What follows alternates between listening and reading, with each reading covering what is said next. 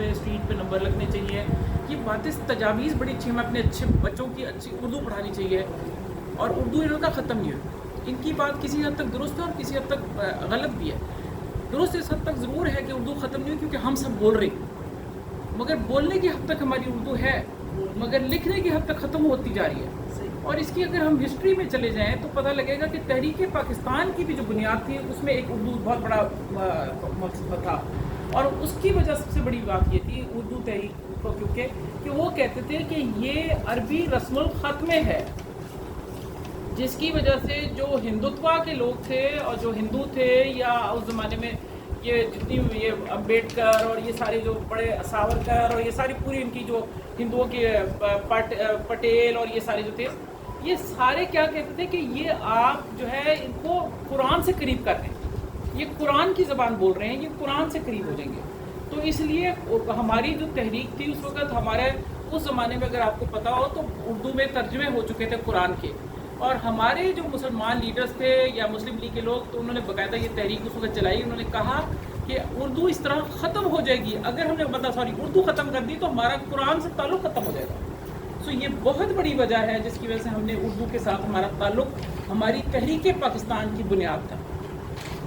جب لوگ یہ کہتے ہیں کہ جی تحریک ہم نے پاکستان بننے کے بعد اردو کو اپنا کیا، تو قائد اعظم جب گئے تھے بنگلہ دیش، اب تو بنگلہ دیش ہی ہم کہیں گے کیونکہ ایسٹ پاکستان تھا اس ٹائم پہ، تو وہ پاکستان کے صرف 2 صوبے تھے. یہ ضرور آپ سمجھ لیں کہ پاکستان کے 2 صوبے تھے، اور ایک صوبے میں اگر آپ جس کے ہم نے 4 صوبے بنا لیے، کہیں بھی اردو زبان اس کی اپنی قومی زبان نہیں تھی، یعنی کہ ان کی اپنی علاقائی زبان نہیں تھی. یعنی کہ بلوچستان میں اور یہ زبان نہیں چلتی تھی، خیبر پختونخوا میں یہ زبان نہیں چلتی تھی، سندھ میں یہ زبان نہیں چلتی تھی، پنجاب میں پنجابی چلتی تھی اس سے پہلے کیونکہ سکھ راج تھا تو اس لیے ساری ان کی زبان استعمال ہوتی تھی.